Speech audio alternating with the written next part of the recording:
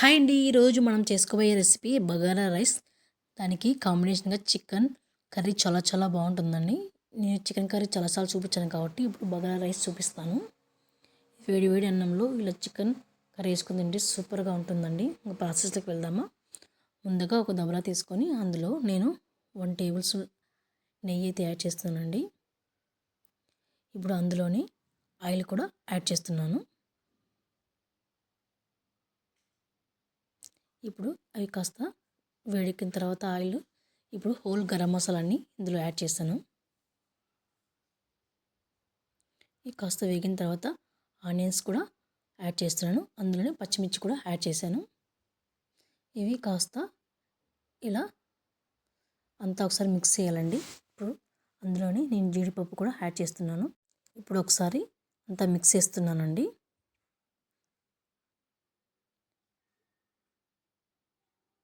ఇప్పుడు కాస్త వేగిన తర్వాత ఇందులో నేను అల్లం వెల్లుల్లి పేస్టు యాడ్ చేస్తున్నాను.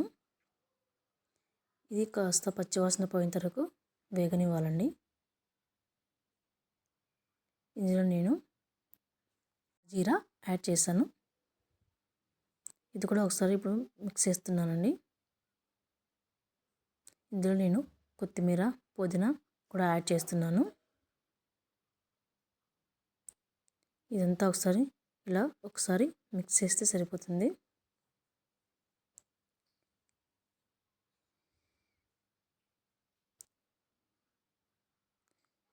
చూసారు కదా, నేను నా రైస్కి తగినంత వాటర్ అయితే యాడ్ చేస్తున్నానండి. సాల్ట్ కూడా యాడ్ చేస్తున్నాను. ఇప్పుడు ఇదంతా ఒకసారి మిక్స్ చేసుకొని మనం ఉప్పు ఇప్పుడు చూసుకోవచ్చు అండి. వాటర్ ఇలా బాయిల్ అయ్యేటప్పుడు నేను రైస్ కూడా యాడ్ చేస్తున్నాను. చూసారు కదా, ఇప్పుడు అంతా ఒకసారి మిక్స్ చేస్తున్నానండి. మిక్స్ చేస్తున్నాను. ఇప్పుడు మూత అయితే పెట్టేస్తున్నాను. ఇప్పుడు ఒకసారి నేను కలబెడుతున్నానండి. ఒకసారి ఇదంతా మిక్స్ చేస్తున్నాను. మిక్స్ చేసిన తర్వాత నేను మీడియం ఫ్లేమ్లో అయితే పెడుతున్నాను. ఇప్పుడు ఒకసారి మూత పెట్టేసిన తర్వాత 5 మినిట్స్ తర్వాత చూస్తే మన వేడి వేడి బగారా రైస్ రెడీ అయిపోయిందండి. చూసారు కదా, వేడి వేడి బగారా రైస్ రెడీ అయిపోయింది. మీకు కనుక ఇది నచ్చినట్టయితే లైక్ చేయండి, షేర్ చేయండి, కామెంట్ చేయండి. మా ఛానల్ సబ్స్క్రైబ్ చేయండి. అలాగే మా ఛానల్ సపోర్ట్ చేయండి. Thank you for watching.